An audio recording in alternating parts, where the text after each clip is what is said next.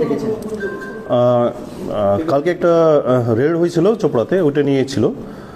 তো এটা এই প্রসঙ্গে বলে রাখি, এই বছরের মার্চ মাসে আমরা চোপড়া থানায় একটা কমপ্লেন পাই ইডিএসআর চোপড়া থেকে, কি একটা মানে জালি দলিল নিয়ে একটা কমপ্লেন ছিল। অ্যাকচুয়ালি ওনাদের সিস্টেম মধ্যে কিছু আপডেট করার সময় উনি পেয়েছিলেন।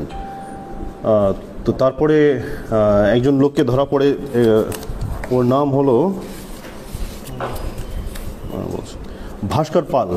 ভাস্কর পাল যে আছেন, উনি অ্যারেস্ট হয়েছিলেন। ওনাকে অ্যারেস্ট করার পরে আবার অ্যারেস্ট হয়েছে অমৃত সিংহ। তো অমৃত সিংহকে অ্যারেস্ট করার পরে এই 17 তারিখে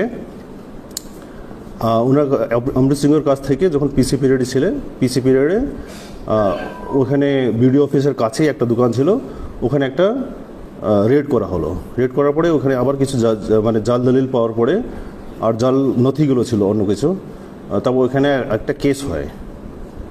তো ওই কেস করার পরে একজন যে আসামি ছিল, আসামি আমরা পিছা করছিলাম, আমাদের সাসপেক্টের মধ্যে ছিল। তার মাঝখানেই কালকে আবার আমরা কিছু ইনফরমেশন পাই। ইনফরমেশন ভিত্তিতে এএসপি চোপড়া আর ওনার টিম নিয়ে কালকে একটা রেড হয়। রেডে টোটাল 3টে জায়গাতে রেড হয়েছে। বিডিও অফিসের পাশে 3টে জায়গাতে রেড হয়েছে, আর 4 জনকে অ্যারেস্ট করা হয়েছে। এখন অবধি টোটাল 5টা কেস হয়েছে এটাতে, আমরা যদি মার্চ মাসে যে কেস হয়েছে ওটাকে যদি মিলে রাখি তো টোটাল 5টা কেস আর 5 জনকে এখন অবধি অ্যারেস্ট করা হয়েছে, যেটাতে আমরা জাল দলিল পেয়েছি, জাল আপনার আধার কার্ড, এপিক কার্ড আর আরও কিছু ডকুমেন্টসগুলো রয়েছে, যেটা নিয়ে মানে সরকারি যে প্রকল্পগুলো আছে সরকারি প্রকল্পকে ওনারা ফায়দা নিতে পারতেন।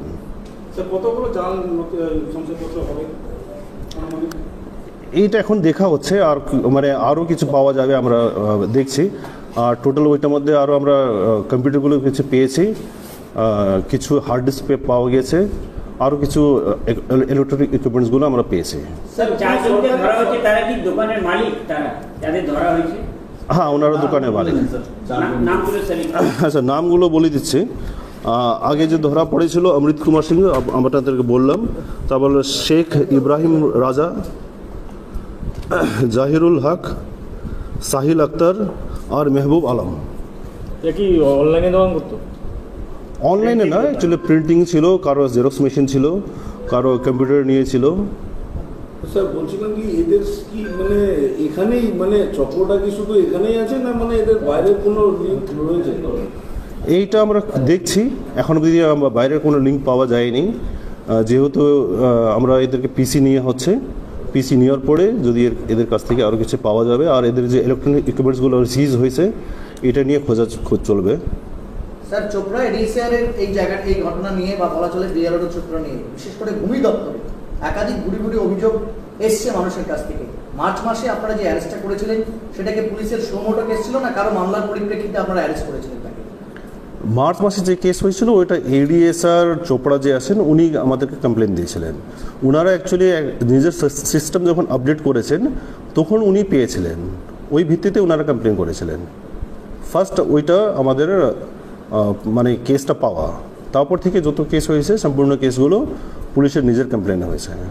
স্যার একটা বিষয় বলছিলাম, শুধু চোপড়া বিডিও অফিস চত্বর নয়, এই মহকুমার বিডিও অফিস চত্বরে কিন্তু এই ধরনের সাইবার ক্যাফে দোকান রয়েছে, যারা সমস্ত রকম ডকুমেন্ট তৈরি করে, যেখানে দেখতে পাবেন যে স্টিকার লাগানো আছে, আধার প্যান কার্ড তৈরি করা হয়। তাহলে কি সেসব দোকানগুলোর উপরে কি নজরদারি চলবে? এটা অফকোর্স প্রত্যেক জায়গাতে চলবে, আর শুধু ওইটা না, আমরা মানে সিভিল ডিপার্টমেন্টকে এটা নিয়ে আমরা জানিয়েছি, তাকে ওনাদের তরফ থেকে মানে এটাতে সতর্কতা করা যায়। স্যার, যেটা অভিযান চালাচ্ছেন সেক্ষেত্রে কি পুলিশ মানে নিজস্ব ব্যবস্থাপনায় চালাচ্ছে, নাকি সেক্ষেত্রে ভূমি দপ্তর এবং যেটা সিভিল অ্যাডমিনিস্ট্রেশন আছে তাদের সঙ্গে আপনারা হচ্ছে যৌথ অভিযানে নামছেন? না, এটা পুলিশের মানে নিজের শুধু আছে, এখানে আমাদেরকে রেড করার জন্য ওনাদেরকে নিয়ে যাওয়ার দরকার পড়ে না।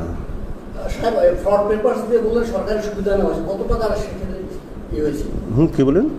আপনি একটু আগে বললেন যে সরকারি পেপারস, ওই পেপারস দিয়ে সরকারি সুবিধাগুলো নেওয়া হয়েছে, সেক্ষেত্রে কত টাকা স্ক্যাম হয়েছে? না না না, ওইটা হয়েছে বলছি না, ওইটা নেওয়ার জন্যই মানে করা হবে নিশ্চয়ই, অন্য কাজের জন্য তো করার মানে দরকার পড়ে না। সেটা বলতে চাইছি আমি। মানে এখন অবধি ওটা নিয়ে কতটা স্ক্যাম করা হয়েছে বা কতটা লুট করেছে কেউ, এইটা আমরা এখন অবধি জানতে পারিনি। এটা নিয়ে কোনো কমপ্লেন এখন অবধি আমরা কিছু পাইনি। ইনভেস্টিগেশন হবে স্যার? অফকোর্স এটা নিয়ে সম্পূর্ণ ইনভেস্টিগেশন হবে, কি এটা জালদারি কেন করা হচ্ছে। বলছি স্যার, যেহেতু নকল নথিপত্র তৈরি হতো, সেক্ষেত্রে কি অনুপ্রবেশকারীরা ওই নথিপত্র তৈরি করতে পারে বলে একটা সন্দেহ রয়েছে? অনুপ্রবেশকারী মানে অন্য দেশ থেকে, মানে বর্ডার এরিয়া পার করে এসে অনেকেই তো নথিপত্র তৈরি করছে, আধার কার্ড যেরকম বললেন আপনি, ইলিগাল মানে ইলিগাল যে ডকুমেন্টগুলো তৈরি করছিল, সেক্ষেত্রে কি অনুপ্রবেশকারী মানে যারা ইমিগ্রেন্ট তারাও কি? না, আমি বুঝতে পারলাম। এইটা এখনো বলা যাচ্ছে না। ইনভেস্টিগেশন আমাদেরকে চালাতে দেন। ইনভেস্টিগেশনে যখন একটু আমরা এগোবো তখনই আমরা কিছু বলতে পারবো এটা স্যার, নিয়ে। ভাস্কর পাল যাকে আপনারা একদম হচ্ছে এরিয়াসের কেসের ভিত্তিতে অ্যারেস্ট করেছিলেন, সে দীর্ঘদিন পুলিশ কাস্টাডিতে ছিল। তো জিজ্ঞাসাবাদের সময় এমন কি কিছু জানা গেছে যে সেই সমস্ত জাল দলিল আধার ইত্যাদি বানিয়ে জমি হস্তান্তর হয়ে যাচ্ছে বা জমি একজনের নামে অন্যজনের নামে হয়েছে, এমন কিছু কি পাওয়া গেছে এখন পর্যন্ত? না, এখন অব্দি ওইসব আমরা কিছু পাইনি। কি বার্তা দিতে চাইলাম সেই সমস্ত সাইবার ফ্রডার যারা এখনো হচ্ছে আইনকে ধোকা দিয়ে এই ধরনের কাজগুলো করছে, কি বলবেন? দেখেন, গত বছরে আমরা অনেকটা রেডগুলো করা হয়েছে।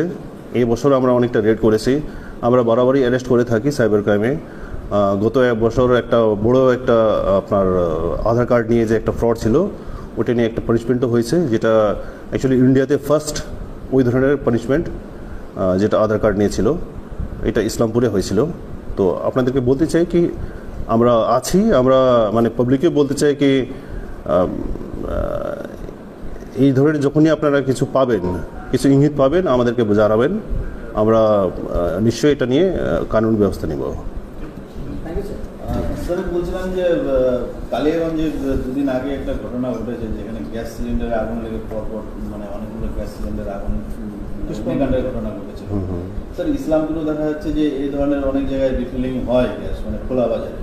তো এটা নিয়ে কি আপনারা কিছু পদক্ষেপ নিচ্ছেন? এটা থানাদেরকে বলা হয়েছে, এটা নিয়ে রেড করা হবে। Thank you sir.